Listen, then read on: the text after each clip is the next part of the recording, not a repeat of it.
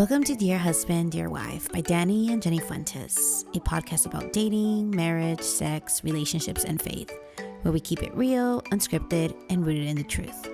Hope you enjoy the next episode as you tune in.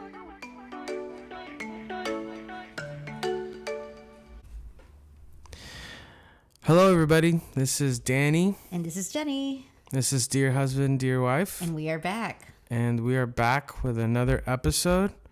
We are excited. We are ready for some more good stuff. Oh, thank you. Thank you. Please hold your applause. Hold your applause.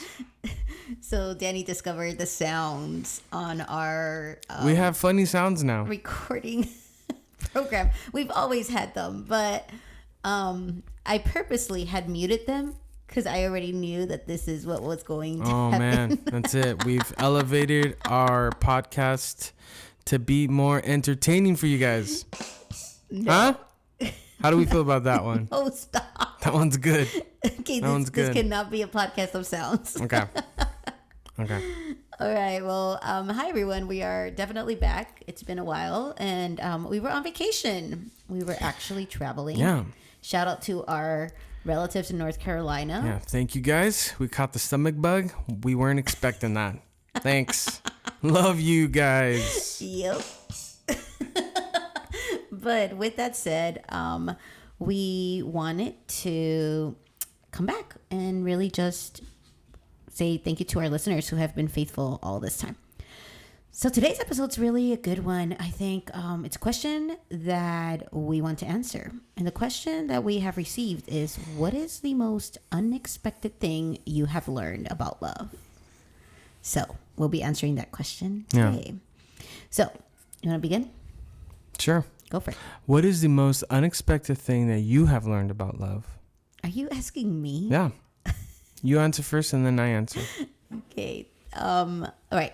I think the most unexpected thing that I have learned about love is that love is nowhere near remotely what books and movies and shows portray it to be, even reality shows. Love is something very pure. It is something that is hard. It's not easy. It's a choice. Like, love is a choice that you make every single day when you wake up. So I've learned that love requires a lot of self-sacrifice. It requires a lot of yielding from me. Like, loving you has been probably the biggest adventure, but also my biggest challenge, because I choose you daily. So love is like choosing the person that you love on a daily basis. And that means, what it means for me personally is that I am choosing you to love you both in the ugly and in the good. Yeah. Yeah. For me, it was really unexpected to see that. I thought I used to have this idea that love was just, well, first and foremost, I used to think that I was not going to repeat the same things in my parents' marriages, which I would say to some extent, 90% of it, we've done a lot of work in therapy, and I have done a lot of work so that I don't repeat same mistakes that either my dad or my mom did in their own marriage that I've witnessed. So that's been one thing that I've learned, that it takes a lot of work. And so, but I learned that in order for me to get to this place where I can love you unconditionally, forgive you, and treat you differently than what I witnessed my parents treat each other, the way that they treat each other, was to do a lot of work, self-work, like therapy and a lot of spiritual inner healing and whatnot. So for me, that was important, and really like learning to surrender to God. Also, I think like the one most important thing that I've learned about love also, babe, is that like having God being the center of our marriage totally restructured what love was for us. Or at least I can speak for myself. I don't know about you. But yeah. I think, well, not I think, but for me, something that I unexpectedly learned was that you cannot be on autopilot, and your marriage doesn't just take you from A to B. Ooh. And that was hard. I mean, at least learning that, Yeah. was pretty difficult, because to some extent I kind of thought that's just what it was. Like, it just, you get married and everything is kind of on autopilot and you just sit back and relax. But for the number of years that we've been married, I realized, like, oh, that's not what it is. Requires work. Yeah, a lot of work. And then also, I always thought that, like, oh, when you get married, everything else just is where it needs to be. And so the fact that, like, there's been, moments where we've had to, like, come back to rekindle certain things because we, either you or I or us both thought that this was just an autopilot kind of thing. We eventually came to realize that, oh no, like, this is something that we have to bring along with us. And also, just again, like, the constant putting in of the work. Yeah. We weren't created to settle. Like, we were not, Yeah. as human beings, we're not created to actually settle. Like, God created us with drive. God created us with passion and with purpose. But we tend to forget that we're in our marriages, we're human beings, and we are these individuals coming together. But for some weird reason, we don't put that much effort a lot of the times into our marriages. A lot of the couples that we've either mentored or spoken to, it's like they just don't, they kind of give up. Or Yeah. when it gets hard, they just were like, well, this is what it is. And they kind of accept it. Yeah, which is, I mean, it's very difficult because, there have been moments in our marriage where, I felt like I've needed to give up on certain things because I felt like it wasn't working or it wasn't going anywhere. But,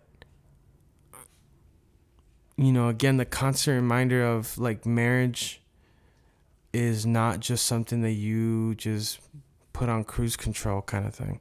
And you have to keep working at it. And so those moments where I felt like, okay, let me just give up on this because what's the point? Like, it's always been redirected to, no, we have to work on this, because if we don't, then anything else that we don't work on just piles on. And then next thing you know, like, that's it. So what does it look like to put that effort? It's different. There's no specific, like, what it looks like. I mean, every marriage is different. So I think it just depends on what we find valuable. Some, obviously you have those marriages where, like, the couple just kind of, accepts life the way it is and whatever comes at them, and they just kind of, they don't touch it, or they don't want to poke the bear because they don't, want it to lead to something else. And whatever their definition of things are good right now, things are good, and that looks different to everyone. And so I think it all just depends on the person if they choose to, want to keep working in something. Yeah. Yeah, no. I think it reminds me of also of, like, the thing that as I was repeating earlier, there is this misconception that you get married and then there's happily ever after. And the truth is, like, the happily ever after can exist. It can totally exist, but it exists with hard work, with learning constantly to communicate. There's different seasons in marriage. And for every single season that you are in, you have to readjust. Just like the earth readjusts, just like even us, we readjust to time change. We readjust to, like, weathers. That's really what relationships also need to do. Like, that's what love is. Love is constantly readjusting. It's patient. It's kind. Scripture teaches us that. Like, the famous Paul's 1 Corinthians 13, love is patient, love is kind. Yeah. It doesn't hold any grudges. Like, that's like a constant workout. It's like a spiritual and emotional muscle that we have to continue to work so that we can create a happily ever after. We cannot just, get married, poof, there it is. It just doesn't magically appear. So I've learned that everything that I read in like romance novels, or everything that I watched in romance movies, or even in reality TV, that's just not real. There's no way that that's real. Yeah, I think also, like, loving someone is beautiful, but at the same time, it's ugly. It hurts. Yeah. It sometimes makes you wonder if that was the right decision. 100%. Yeah. It, has its moments where you stop and you think, maybe, if someone would have stopped me, kind of thing, or whatever. Like, it has those moments where you're thankful and you're grateful that you're in love and you're married, but it also has those moments where it's like, man, Yeah. And I think that's, again, like, I'm not trying to, press any buttons, and I'm not trying to insinuate that love is bad. But this is, again, this is a commitment of two broken people. Yeah. And so it's not supposed to look perfect. It's not supposed to be perfect. But it's just, I think it comes with the mindset of like, hey, we're both broken. Yeah. Let's try to not break each other. Yeah.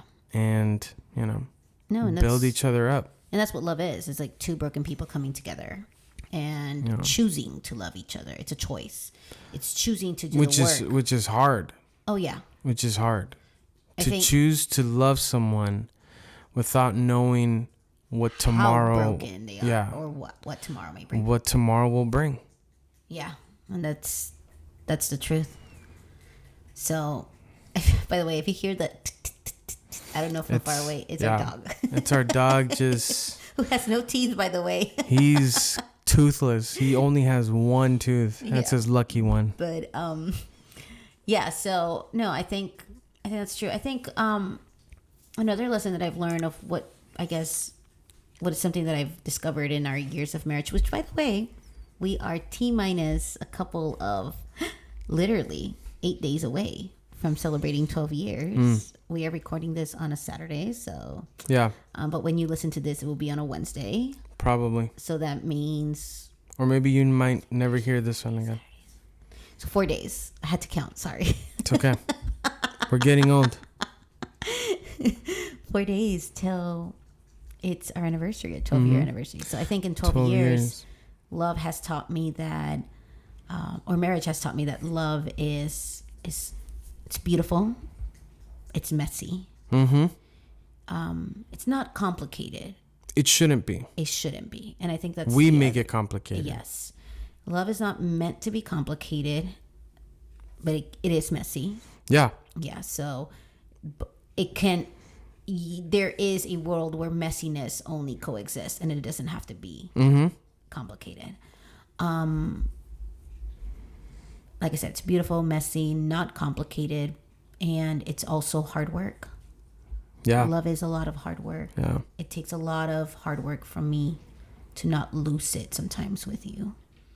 It takes a lot of hard work from me to listen to you when I don't want to. Which is like 98% of the time. It takes a lot. It takes a lot of work to it takes a lot of work in marriage. So yeah, it's hard, man. It has its good days and it has its bad days. It's not always going to be perfect. Yeah, I think that's the other thing that I've learned about love. Love is not perfect. Well, I think that's one of the things human love that at least I feel we're starting to like really learn. Yeah. And I think let me clarify this. Clarify, please. Love, human love, is not perfect. God's love is what makes it complete and perfect in our marriage. That's what I wanted to say. Put that on a t-shirt. You're so dumb. Stop. Okay, so anyway, I'm trying to have a serious moment. Yeah, here. babe. I'm serious too. That's a statement that people need to read every day. But yes, I think that's what it is. And so that's why I think for me, I've learned that in order to love you well, Christ has to be at the center of my life personally, and Christ also has to be at the center of our marriage. Yeah. Yeah. It's hard to love you, babe. You're not an easy person Of course to love. not. I'm not. I am meticulously complicated. I'm beautiful. I'm complex. Come on. What are you talking about? Yeah.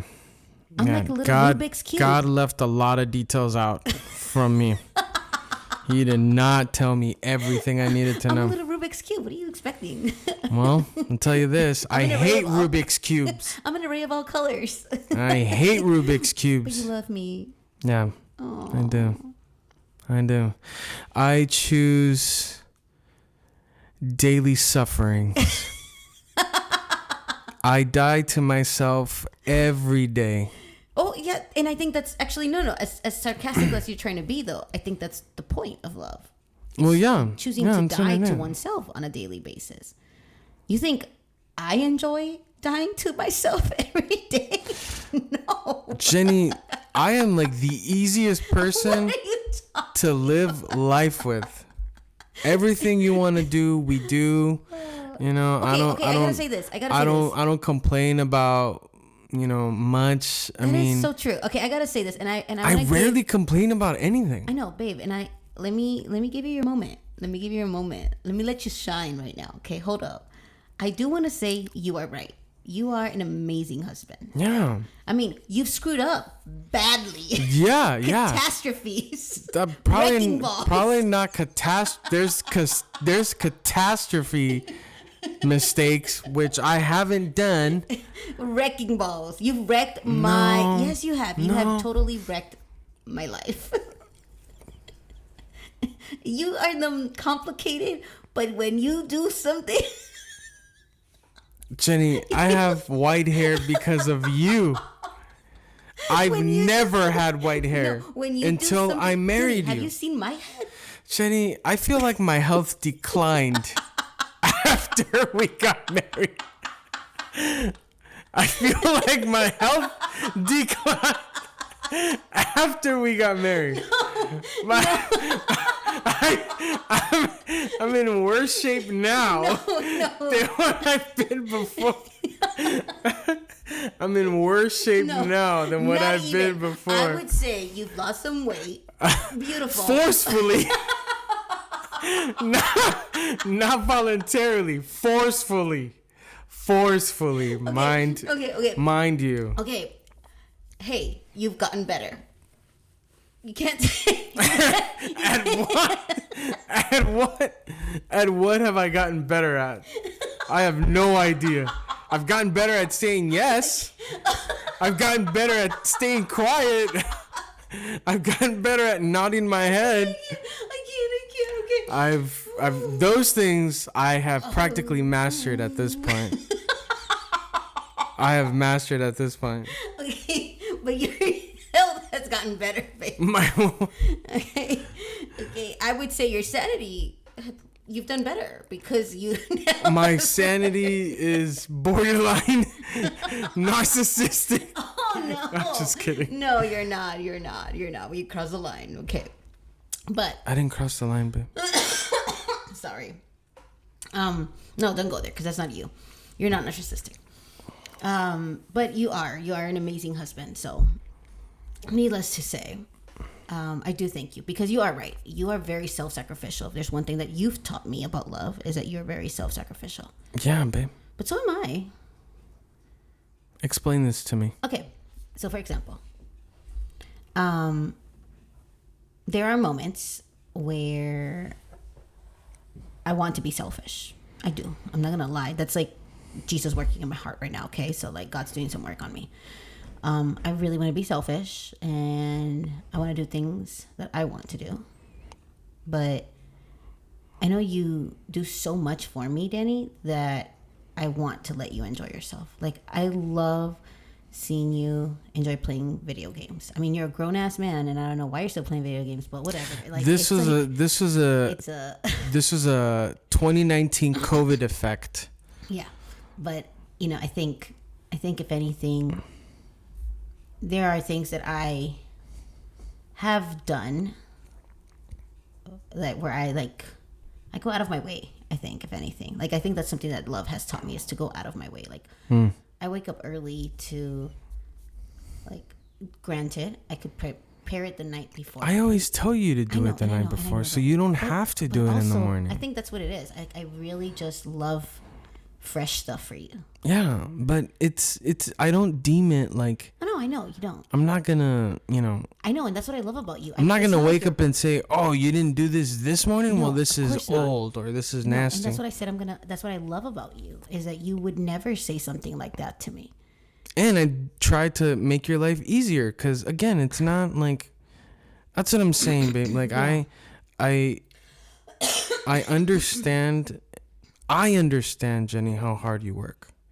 And at the end of the day, you definitely do a lot for me that I am grateful for. And so I feel like I have to repay you by doing what I can to make your life easier, because I don't want you to feel like you're the one picking up the slack and everything. Thank and you. I'm And just And I see that, and I appreciate. and that. I'm just, with my feet up on a chair kind of No, thing. I know, and I appreciate that because I think that's how we love each other. I love you.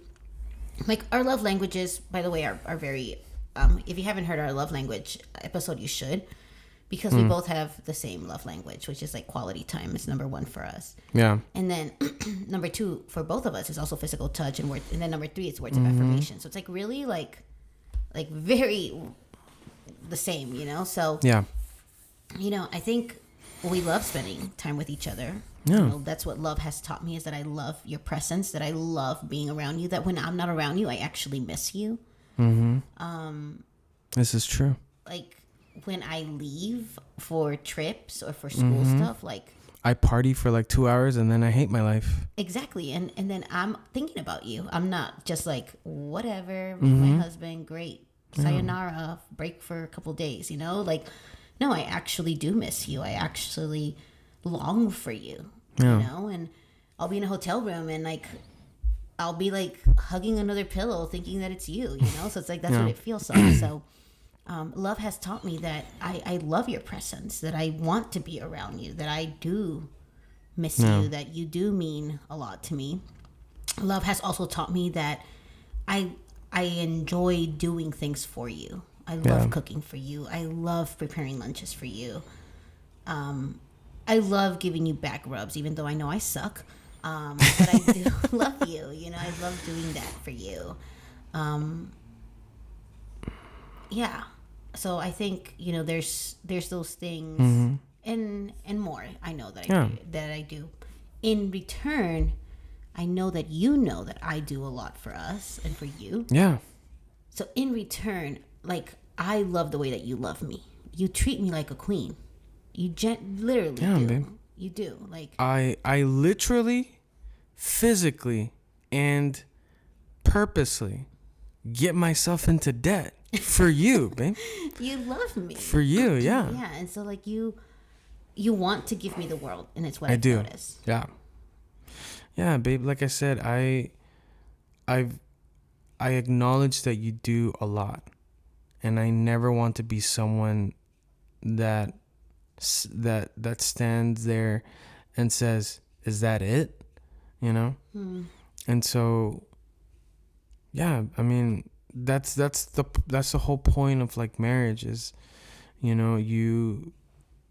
Sometimes we could fall in those rhythms of where one spouse does way more than the other, and I'm not going to sit here and say what are those areas, but I think because I've acknowledged that, I want to be sure that I don't fall in that rhythm. Yeah. Where I just take and you're completely burnt out. Yeah. Yeah. I like to give. Well, that's what love is. If anything, love has taught us that it's selfless. It's about giving. It's generous. But it's sometimes also a little bit exhausting. Yep. Constantly like giving and giving and giving. I think. Which is why we need Jesus constantly. Yeah. Because and and also like just a balance, Yes. a And we will balance in find that life. balance by learning how to also put boundaries within Yeah. our own marriage. So love is not just an emotion; it's an action. It's a noun. Mm-hmm. It has a name and it's love. So it's Yeah. like it's both a noun, a verb. It's an adjective. Like I love that love can do all of those things. So Yeah. So yeah, that's what we've learned so far, Yeah, love is hard, guys. but not complicated. Yeah, it's not complicated, or at least it shouldn't be. Again, it's everyone has their good days and their bad days, and everyone, runs into those moments, those seasons in life where it's a little more difficult than what it should be. Mm-hmm. But I think in the end, it all comes down to what you deem to have value over.